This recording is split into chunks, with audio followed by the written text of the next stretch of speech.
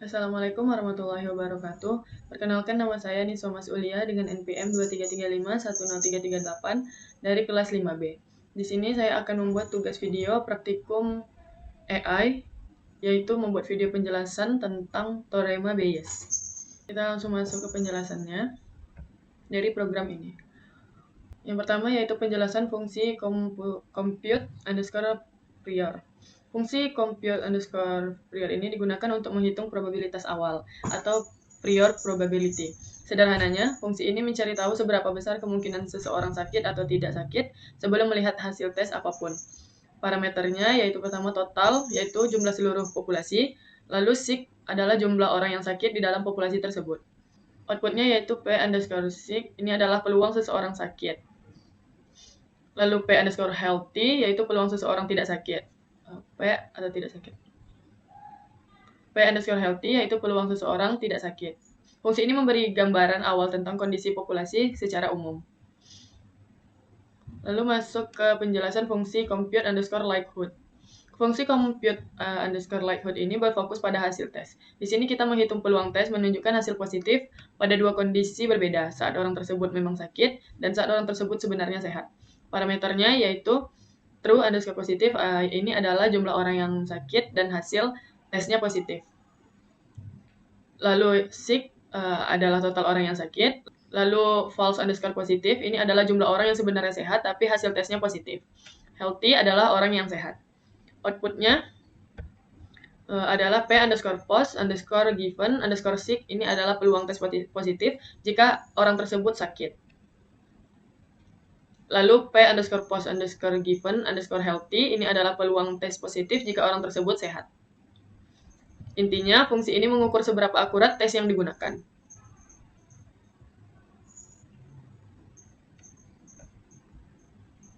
Lalu masuk ke penjelasan fungsi Bayes underscore posterior.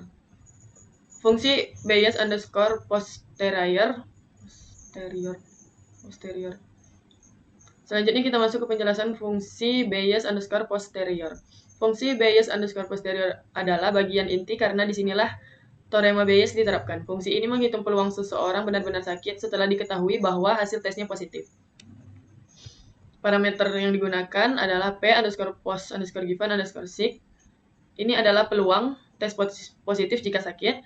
P underscore post underscore given underscore healthy adalah peluang tes positif jika sehat. P underscore sick adalah peluang awal seseorang sakit, dan P underscore healthy adalah peluang awal seseorang tidak sakit. Outputnya adalah posterior, ini adalah peluang seseorang sakit jika hasil tesnya positif. Hasil inilah yang biasanya paling ingin diketahui dalam kasus tes medis. Selanjutnya kita masuk ke penjelasan fungsi solve underscore case. Fungsi solve underscore case adalah fungsi utama yang menggabungkan semua langkah sebelumnya. Fungsi ini menerima data awal. Lalu secara berurutan, yang pertama dia menghitung probabilitas awal atau prior, yang kedua menghitung likelihood dari hasil tes, dan yang ketiga menghitung probabilitas akhir atau posterior dengan Teorema Bayes. Parameternya adalah total, ini adalah total populasi, sick adalah jumlah orang sakit, true underscore positif jumlah hasil tes positif yang benar, dan false underscore positif adalah jumlah hasil tes positif yang salah. Outputnya yaitu posterior, ini adalah probabilitas seseorang sakit jika hasil tesnya positif. Selain itu, fungsi ini juga menampilkan langkah-langkah perhitungan secara rinci, sehingga mudah dipahami. Lalu masuk ke penjelasan eksekusi kode solve underscore case. Jika kode ini dijalankan, ada 10.000 orang di dalam populasi, 100 orang diantaranya sakit, dan 100 orang sakit. Dari 100 orang sakit, 95 orang terdeteksi positif oleh tes. Dari 9.900 orang sehat, 990 orang salah terdeteksi positif. Program kemudian menghitung semua langkah Teorema Bayes dan menampilkan hasil akhirnya. Hasil akhirnya menunjukkan, walaupun hasil tes positif, kemungkinan seseorang benar-benar sakit hanya sekitar 8,76%. Ini menunjukkan bahwa hasil tes positif belum tentu berarti seseorang pasti sakit, terutama jika jumlah orang sakit di populasi relatif sedikit. Sekian penjelasan yang dapat saya sampaikan. Bila kurang saya mohon maaf. Wabillahi taufiq wal hidayah. Wassalamualaikum warahmatullahi wabarakatuh.